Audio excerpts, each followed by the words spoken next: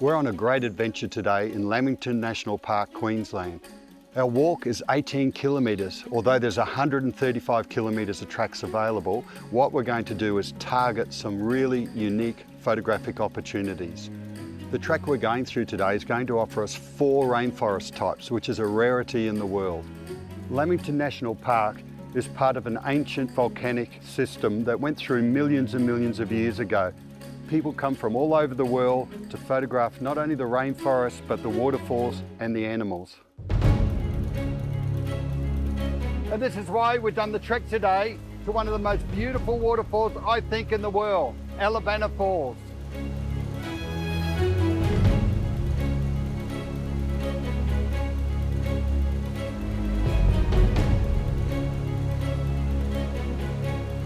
Ah, white water.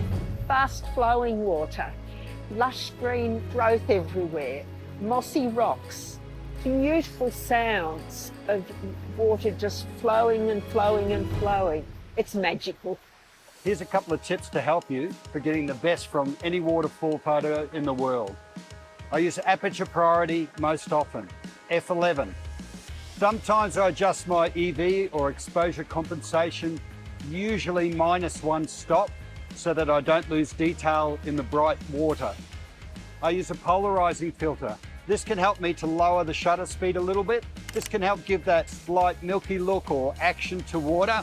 I like to have that around 1 second is my favorite setting, sometimes half a second, but guess what? I'm gonna suggest try different apertures, change your ISO, and try and get different shutter speeds of the same situation. Generally, f11 will be the best to maximize your depth of field, but there's no reason you can't do a specialized shot and shoot wide open at 2.8 or something like that also.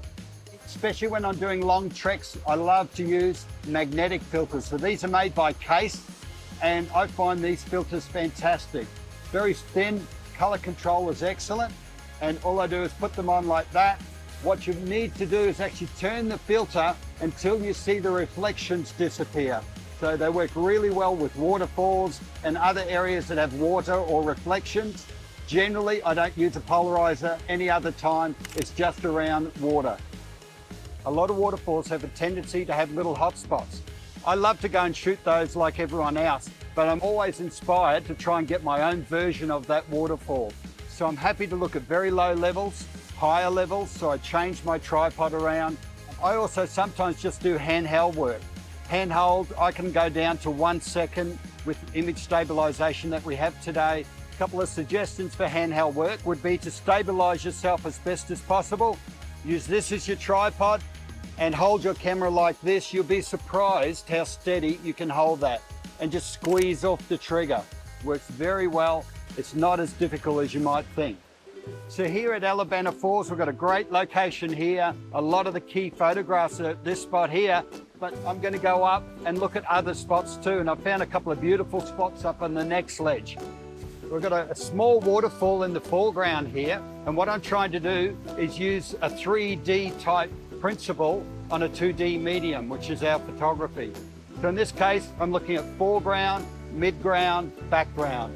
I'm using aperture priority, f11.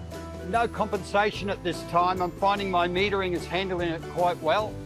And the idea is that we're going to try and create a depth to our result. I'm really happy with the result because not only have I added the waterfall in the foreground, but I've got some leaves and other facets to the result. It's really pretty. It's one of the most beautiful natural areas of Australia, I believe, and it's got so many waterfalls. It's just amazing. We started the day with perfect cloud cover, which is great to lower contrast so we don't have bright highlights, dark shadows to deal with. But as the days progressed, the clouds are gone, the sun is out, so we're now battling the difficulty of high contrast shooting. To get around that, what I'm going to do is some HDR photography. And that's where we take a sequence of images, usually 3, but sometimes 5 or even 7 images, at least 1 stop apart, and we try to cover the bright highlights, the dark shadows. We stack the images together and process them either in Adobe Lightroom or Adobe Photoshop to get an even exposure. We've moved to a new location in Creek, and what I've got in front of me, I've got some mossy rocks, and in the background, I've got the main waterfall. It's a really pretty scene, very simple scene. Again, I'm going to use aperture priority, f11, my EV or exposure compensations to 0. And what I'm going to do is shoot f11 so that I maximize my depth of field. I'm going to focus about a third of the way into the photograph, this allowing everything from the foreground to the background to be nice and sharp. Same as before, I'm using a polarizing filter, and I'm turning the polarizing filter to take out the glare from the plants and the water itself. I'm really going to concentrate on the foreground here though. I think it's a really pretty aspect of the photo. And in fact, I'm going to take a couple of photos. f11 for one shot, and another photo I'm going to shoot f4 or 5/6 so that the background actually drops out, just a different look to a final result. Our day's nearly over. I can even in the water right now see a Lamington blue spiny crayfish just down there. I highly recommend Lamington National Park and oreillys rainforest retreat. It's one of the world's great photographic hotspots. Whether you come here and do your own adventure or in future come and join me here in this beautiful part of the world, I guarantee you some of your best photographs you'll ever take.